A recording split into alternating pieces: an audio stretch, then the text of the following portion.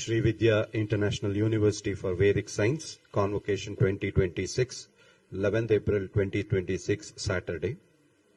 Citation, Vidwan Amanchi Vijaya Bhaskara Shastri, born on 14th March 1966 to Sri Amanchi Veera Raghavaya and Srimati Shivakameshwari.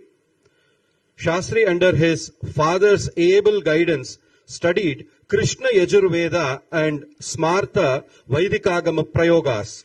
With his rich practical experience of over 3 decades in Devalaya Sthapana and Murti Pratishtha, he has consecrated more than 1,400 temples in Andhra Pradesh and Telangana. Also headed Brihat Yagnas such as Acharya Brahma. He is also recognized as examiner for TTD Smartha Vaidika Agama. He has done research in Agama Prayogas and brought about 6 books such as Vijaya Pratishtha Prakaranam, Saubhagya Chintamani, Pratishtendu, etc. His books Smartha Vaidikagama are prescribed as textbooks in Agama Board of Telangana State.